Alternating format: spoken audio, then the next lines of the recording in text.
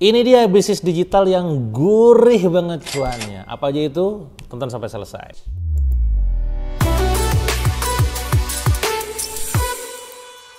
Sadar nggak sadar, mungkin teman-teman nggak tahu ya bahwa saya tuh terjun dalam dunia digital sejak tahun 2012 pada saat bangkrut di akhir tahun ketika itu gitu ya. Waktu itu saya nggak kepikiran bisnis offline, saya nggak kebayang bikin toko apa gitu, bikin produk apa, kagak kebayang. Yang saya pikirin ketika itu adalah gimana caranya terjun ke dunia digital marketing. Entah itu produknya fisik yang dijual secara digital atau memang digital secara keseluruhan, artinya adalah digital produk. Waktu itu saya akhirnya menjual macam-macam ya. Salah satu yang saya jual adalah buku dari guru saya dan juga beberapa produk kesehatan dari beberapa kawan yang saya jual lewat digital. Itu untuk produk fisik. Pun juga saya mulai tertarik dalam industri digital, produk digital berupa e-book, e-course dan juga template. Saya pun bikin tuh produk digitalnya dijual secara digital. Pertanyaan muncul, kenapa saya tertarik dalam dunia digital? Teman-teman semua, ada sebuah data yang menarik bahwa ternyata dari laporan Statista, nilai transaksi e-commerce global diperkirakan akan mencapai 6,4 triliun dolar pada tahun 2024. Dan ini menunjukkan betapa besarnya potensi pasar digital. Sekali lagi, digital ini nggak cuma sekedar produk digital, tapi produk fisik yang dijual secara digital. Nah, kebayang dong, pasar sangat besar, sementara kita dia masih offline-offline aja. Kemana aja, woi gitu ya. Mungkin Anda pernah mendengar fenomena di mana brand yang namanya Nokia, BlackBerry, Kodak, 3 brand ini adalah brand yang sangat besar di masanya, di zamannya. Saya adalah pengguna Nokia, saya pengguna Engage gitu ya, mungkin Anda tahu ya di bagian HP untuk main game gitu kan, dari zaman SMA gitu kan. Dan sekarang brand tersebut sudah hilang ya, entah kemana ya. Saya juga pengguna BlackBerry Messenger, saya bahkan bikin bukunya 100 juta dari BlackBerry gitu kan. Ya pin BB tuker-tukeran itu juga saya punya BlackBerry banyak itu ternak BB gitu ya. Nah tapi sekarang brand itu sudah hilang. Kenapa? Salah satunya adalah tidak adaptasi dengan zaman, salah satunya adalah tidak adaptasi dengan fenomena digital. Nah masalahnya adalah kita ini bukan brand-brand sebesar mereka. Kita sok-sokan untuk tidak masuk pasar digital. Nah kita ini belum orang kaya, gitu ya. Kita ini brandnya belum segede Nokia, BlackBerry dan Kodak. Kita sok-sokan untuk nggak masuk ke zamannya digital, nggak masuk ke digital. Lagi gimana ceritanya? Maka sekali lagi saya mengajak Anda semua untuk terjun ke dunia digital sekarang juga. Pertanyaan muncul, apa sebenarnya tantangan ketika masuk dalam dunia digital? Tantangan yang sering kali dialami oleh Anda adalah mungkin lack of knowledge, tidak tahu caranya gimana, benar gak? Kalau Anda cuma sekedar tidak tahu caranya, maka sebenarnya cukup dikasih tahu caranya, maka Anda sudah tahu gimana caranya. Masalah yang lebih rumit, yang lebih besar justru bukan tentang caranya, tapi tentang Anda mulai ngerasa gaptek, ya. Dan gapteknya di sini bukan cuma sekedar gaptek keilmuan, tapi merasa diri ini aku bukan siapa-siapa, nggak paham dunia kayak beginian, kayaknya nggak bakat, nah gitu loh. Maka mulai ubah message-nya dari sekarang juga bahwa Anda adalah orang yang luar biasa. Anda adalah orang yang diciptakan, ya, manusia yang diciptakan sangat penuh potensi dan sangat mungkin untuk menguasai banyak keilmuan. Saat saya dulu rugi 7,7 miliar rupiah, dikasih tahu sama teman saya bahwa digital marketing ada banyak keilmuan, kurang lebih ada 30. Saya melis 30 keilmuan tersebut dan saya awalnya adalah wow banyak banget. Tapi saya berdoa sama Allah, ya Allah ini adalah ilmu Engkau, saya pribadi, saya sendiri adalah ciptaan Engkau, izinkan hamba itu bisa memahami ilmu ini dengan secara menyeluruh, mendalam, jago. Alhamdulillah izin Allah, banyak keilmuan digital marketing yang akhirnya saya sekarang pahami dan kuasai. Tantangan-tantangan dalam digital marketing yang sifatnya keilmuan Anda bisa pelajari. Tapi kalau sifatnya adalah tentang mindset, identitas, karakter, itu Anda sendiri yang bisa mengubahnya. Itu tantangan tentang digital marketing. Nah pertanyaannya adalah, jadi jenis-jenis produk yang bisa dijual di digital apa saja? Sebenarnya semuanya sangat mungkin. Bahkan ada jualan mobil, jualan properti, jualan produk mahal bisa banget, tapi pakai funnel terlebih dahulu. Sales funnelnya ada. Iklan di mana diarahin ke event misalkan ya, jualan properti, dan saya pribadi pernah menjual properti 100 unit lebih dalam sehari gitu kan. Kok bisa? Dengan digital marketing. Intinya adalah semuanya sangat mungkin, termasuk juga digital produk.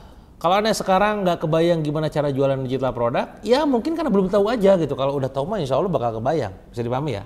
Nah sekarang frameworknya apa Kang? Kasih tahu saya apa yang harus saya pikirkan, apa yang harus saya lakukan agar saya bisa terjun dalam dunia digital, saya bisa masuk dalam pasar digital ini, dan bisa menikmati gurihnya cuan di digital. Nomor 1 teman-teman, Anda harus mengubah mindset Anda terlebih dahulu. Anda harus punya namanya growth mindset. Apa itu growth mindset? Mindset yang bertumbuh. Anda tidak mengecap diri Anda orang yang tidak bisa apa-apa. Anda tidak mengecap diri Anda bahwa aku mah aku mah orang yang nggak paham dunia kebeginian. Nggak usah begitu. Anda adalah orang yang hebat luar biasa, gitu kan? Udah kayak motivator gue ya. Anda hebat luar biasa, gitu ya. Anda diciptakan sempurna, begitu ya. Pokoknya mah udahlah, percaya diri saja, percaya dia ya Allah bahwa Anda ciptakan hebat.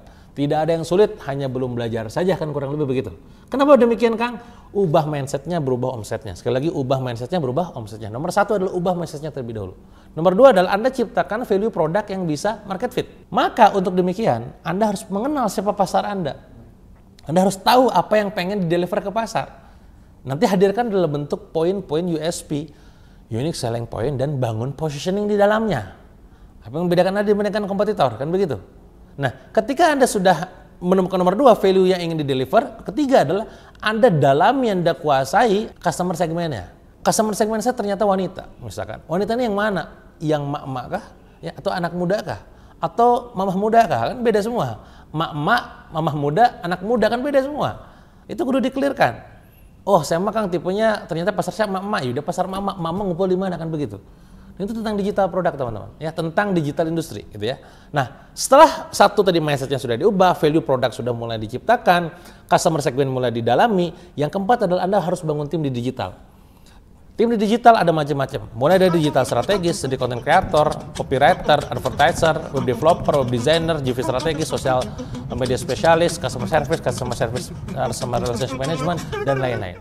Nah, ini fungsinya, perannya harus Anda ketahui. Kang, cepat banget ngomongnya, sengaja ya supaya Anda konsentrasi ya. Advertiser tugasnya ngiklan ya. Digital strategis tugasnya bikin strategi.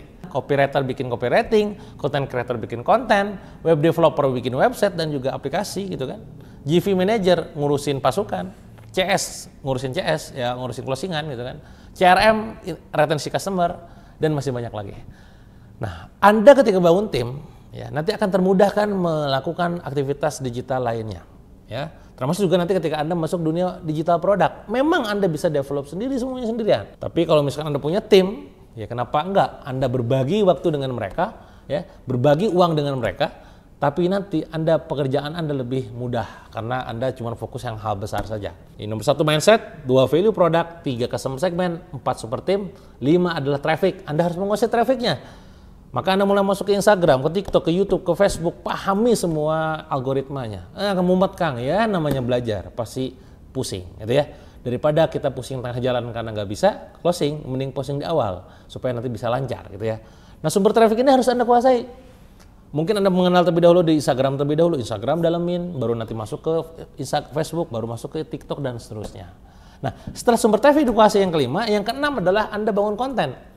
Kontennya kudu relate, relevan, viral, dan sejenisnya. Maka Anda harus paham tentang konten pilar, Anda harus paham bagaimana bikin konten kalender gitu kan. Ini hal-hal seperti ini yang semua Anda pahami secara mendalam. Nomor 7 adalah copywriting. Anda bikin copywriting, bedanya dengan konten-konten fokus kepada exposure, impresi, reach, copywriting ke konversi. Nah, mulai tuh bikin copywriting yang menghipnotis kayak apa gitu kan. Nomor 8 adalah list building. Anda bangun list building kolam, pikirin gimana caranya ngubah itu traffic semua menjadi sebuah list WA, list email, pixel, dan seterusnya gitu ya. Nomor 9 adalah tentang yang namanya sales funnel ataupun funneling. Bagaimana menyusun funnel itu semua. Dan terakhir adalah apa leverage internet Anda. Apakah Anda kolaborasi?